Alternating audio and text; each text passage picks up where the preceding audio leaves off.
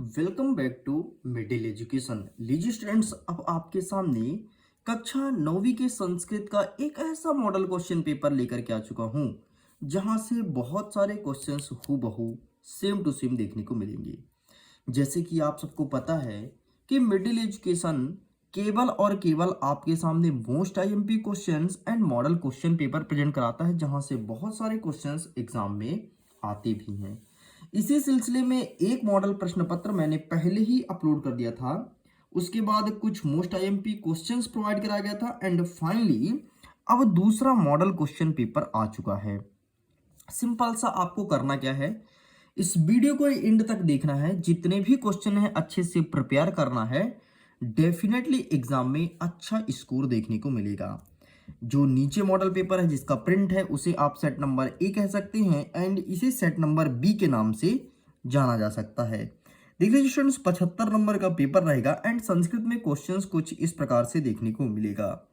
मैं इतना ही बोलूंगा, अगर अभी तक आपने मेरे मोस्ट आईएमपी क्वेश्चंस के वीडियो को नहीं देखा तो प्लीज आइए जाकर के देखिए। मैंने मात्र 20 प्रश्न उपलब्ध कराया है और गारंटी के साथ कहता हूं कि आपके स्कूल में वहां से क्वेश्चन देखने को मिलेगा। एंड अगेन इस मॉडल क्वेश्चन पेपर को अच्छे से पढ़ना है, जितने भी क्वेश्चंस हैं अच्छे से समझना है, एग्जाम में अच्छा स्कोर रहने वाला है। निर्देश में कहता है सर्वा प्रश्न अनिवार्य संति, सभी प्रश्न को हल करना अनिवार्य है।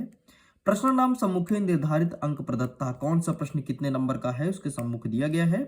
प्रश्न नाम उत्तराणी संस्कृत भाषा देयंती, प्रश्न का उत्तर आपको संस्कृत भाषा में देना है। प्रश्न क्रमांक 1 कह रहा है कि उचित विकल्प चित्तो लिखित, उचित विकल्प का चयन करके लिखिए। पहला नंबर कहता है सुपुत्र पदे उपसर्ग अस्ति, सुपुत्र शब्द है उसमें उपसर्ग कौन है, तो उपसर्ग का परिभाषा होता है वे शब्द शब्दन जो शब्दों के पहले लगते हैं उसे उपसर्ग कहते हैं। तो सुपुत्र में आपका सु उपसर्ग हो जाएगा। ऐसे ही उपहार में कौन सा उपसर्ग है, उपहार में आपका उप हो जाएगा। नेक्स्ट कहता है अधोलिखितेषु खष्टी विभक्ति वचनम अस्ति, इसमें से बताना है कि खष्टी विभक्ति और वचन कौन सा है, तो खष्टी विभक्ति ये आपका बालकाय हो जाएगा, अर्थात ऑप्शन नंबर सा इज करेक्ट आंसर। नेक्स्ट कहते हैं जनकेन इत्यस्मिन पदे वचनम अस्ति, जनकेन में कौन सा पद और वचन है, तो यहां पर सिंपल सा आपको लगाना है ऑप्शन नंबर ऑप्शन नंबर बा तृतीय हो जाएगा। नेक्स्ट कहते हैं युवाभ्यम इत्यस्मिन पदे वचनम अस्ति, जो युवाभ्यम शब्द है वो कौन सा पद और वचन है, तो यहां पर आपको लगाना है द्विवचन, अर्थात ऑप्शन नंबर सा इज करेक्ट आंसर। आगे देखते हैं। नेक्स्ट कहता है अधोलिखितेषु संज्ञा पदम नास्ति, इनमें से कौन सा संज्ञा पद नहीं है, तो यहां पर आपको पठ लगाना है। पठ एक धातु है बल्कि ये संज्ञा पद नहीं है। इस प्रकार से ये क्वेश्चंस पूरे कंप्लीट होते हैं। आगे कहता है प्रश्न क्रमांक 2 रिक्त स्थान पूर्यत, इसमें हमारा पहला नंबर कहता है कि अंधकार इत्यस्मिन विलोम पदम, जो अंधकार है इसका विलोम क्या होगा, तो यहां पर आपको प्रकाश लिखना है। नेक्स्ट कहता है कि आचार्य कम अनुशासिता, तो यहां पर इसका मैं इसके लिए खाली स्थान छोड़ रहा हूं, तो इसका आंसर स्वयं बताएंगे। स्वजना कुत्र प्रहारती, एंड इसका आंसर भी आपको स्वयं अटेंड करना है। तो इन जो 4 प्रश्न है तो इसका आंसर आप स्वयं बताएंगे। ये आपके लिए एक टास्क है एंड मैं उम्मीद करता हूं आप इसका आंसर जरूर करेंगे। देखो अभी तक मैं एक प्रश्न का होमवर्क देता था, बहुत सारे स्टूडेंट्स नहीं करते थे, बहुत सारे अच्छे स्टूडेंट करते भी थे। जो भी चीज मैं बोलता था उसका आंसर अटेंड करते थे, फाइंड करते थे, फिर मुझे भेजते थे सर इसका सही आंसर ये होगा, तो मुझे बहुत अच्छा लगता था। लेकिन कुछ गधे स्टूडेंट ऐसे हैं जो कि सही तरीके से क्वेश्चंस को सॉल्व करते ही नहीं है, बिल्कुल ऐसे छोड़ देंगे। तो भाई साहब इसमें आपका लॉस होना है। अगर मिडिल एजुकेशन आपको पढ़ा रहा है, कोई क्वेश्चन होमवर्क में दे रहा है, तो आप अपना शिक्षक मान करके और अच्छे से अटेंड जरूर किया करिए। चलिए जी आगे हम देखते हैं, सही जोड़ी मिलाते हैं।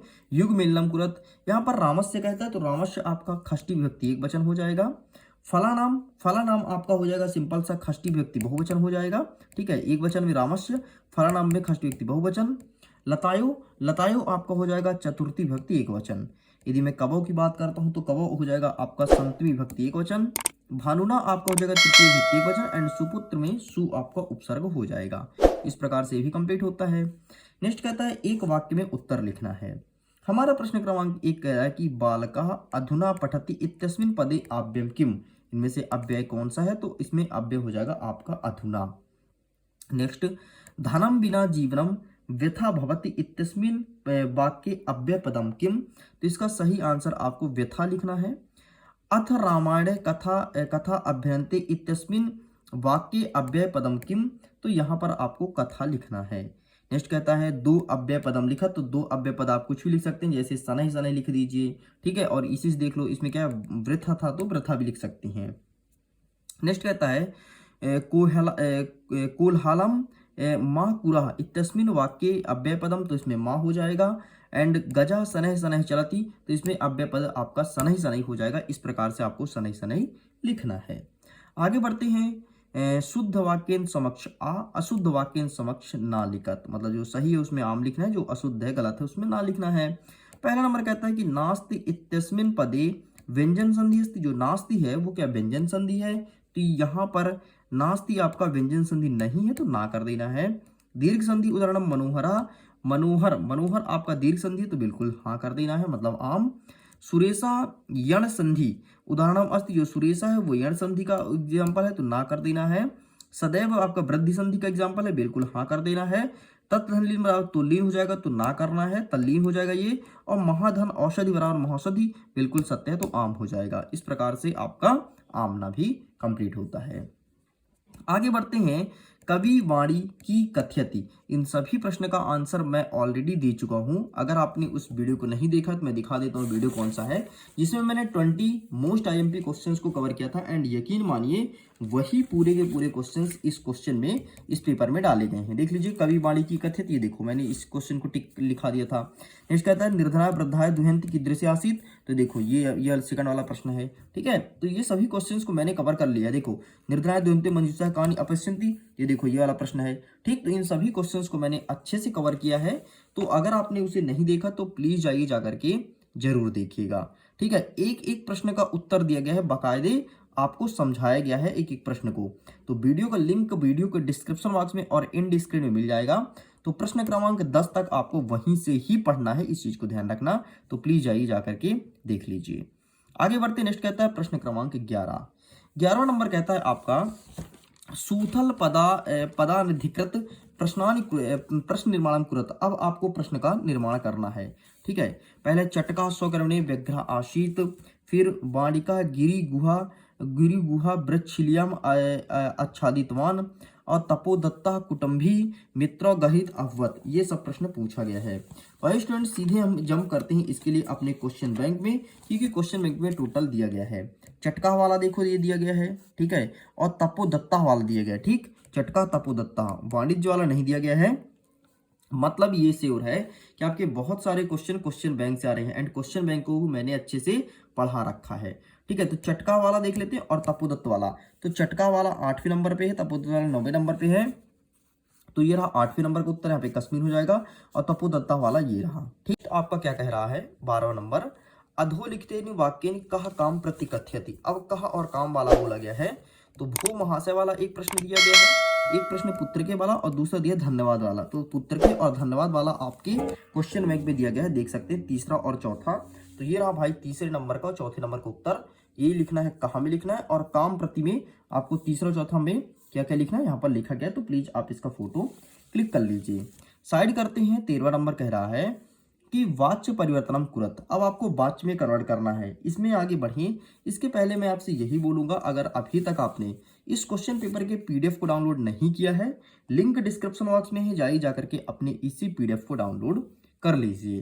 देखिए पहला नंबर कहता है कि बाला पाठम पठति, कर्म वाच्य बनाना है। तो इसका हो जाएगा आपका सिंपल सा बालकेन पाठम पठति, ये चीज लिखना है।